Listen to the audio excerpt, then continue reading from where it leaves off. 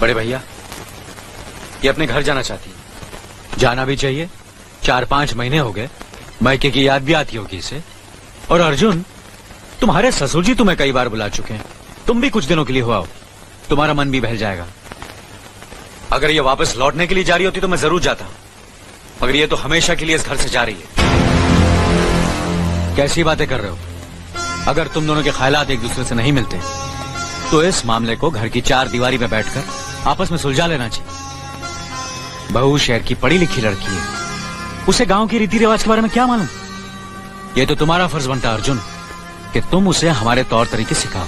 सिखाने से कोई फायदा नहीं बड़े भैया, ये खुद को इस माहौल में डालना ही नहीं चाहती, इसलिए भेज रहा हूं। अच्छा, तो तुमने फैसला भी कर डाला?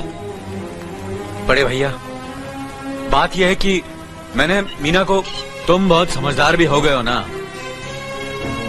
तो फिर तुम्हें इतना तो समझ लेना चाहिए, अगर बहू अपने आप को बदल नहीं पा रही है तो तुम बहू के मुताबिक बदल जाओ। आखिर वो तुम्हारी पत्नी है, उसका साथ देना तुम्हारा धर्म है। तुम्हारे भरोसे ही तो उसने अपनी सारी जिंदगी सौंप दी तुम्हें।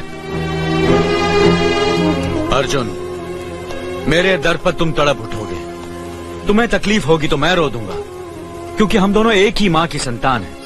खून का रिश्ता है हमारा, मगर पत्नी का नाता उससे कहीं ज्यादा गहरा होता है, क्योंकि वो पराये घर से आकर अपनों से कहीं ज्यादा अपनी हो जाती है, परछाई बन जाती है हमारी। पति शरीर है तो पत्नी उसकी आत्मा है। पत्नी ही पति के जीवन को सही अर्थ देती है, उसे कामयाब बनाती। पत्नी के बगैर पति बेजान और बेमाने हो जाते हैं। अगर आज तुम अपनी पत्नी को हमेशा के लिए उसके मायके छोड़ाओगे तो यह गांव, यह समाज क्या कहेगा हमारे बारे में? जरा सोचो अर्जुन, न्याय के सिंहासन पर बैठकर जो लोगों के अच्छे बुरे का फैसला करता है, अगर उसी के घर में नाइंसाफी होगी तो लोग हंसेंगे हम पर, किसी को मुंह दिखाने के काबिल नहीं रहेंगे हम। बड़े भैया, मुझसे भूल हो गई, मुझे माफ कर दीजिए। मुनीम जी। जी मालिक। जायदाद के दस्तावेज लाइए। जी अभी लाया। बहू, पति ही पत्नी की असली शक्ति होती है। हमारे पुरखों ने कुल धर्म पत्नी के बारे में कहा है, जो पति के काम में उसकी मददगार हो, उसे अच्छी सलाह दे, जो दासी की तरह उसकी सेवा करे, मां की तरह उसे खिलाए पिलाए, लक्ष्मी का रूप और धरती की तरह उसमें सहन शक्ति हो, वही आदर्श पत्नी होती है। औरत की सोच मर्द का मुकद्दर बनाती है। वो जब बनाने पर आती है तो कुटिया को महल कर देती है, और जब बिगाड़ने पर उतरती है तो महल को मिट्टी का ढेर बना देती है। मालिक, ये जायदाद के दस्तावेज हैं।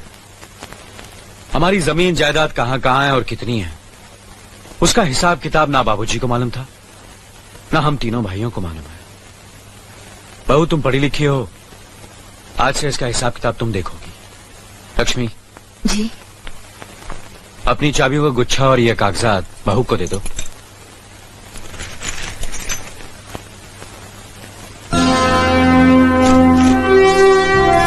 आज से तुम इस घर की मालकिन हो। तुम जहां कहोगी, जिस कागज पर कहोगी, हम तीनों भाई चुपचाप आंख बंद करके दस्तखत कर देंगे। जैसा कहोगी वैसा ही करेंगे। बस एक ही विनती है बहू, हम तीनों भाइयों को अलग करने का ख्याल अपने मन में कभी आने मत देना।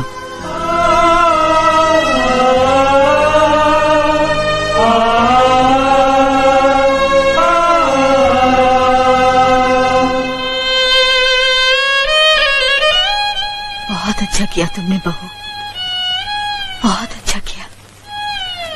इनकी आंखों में आंसू देखने की हमने सपने में भी उम्मीद नहीं की थी, लेकिन तुमने हमें दिखा दिया।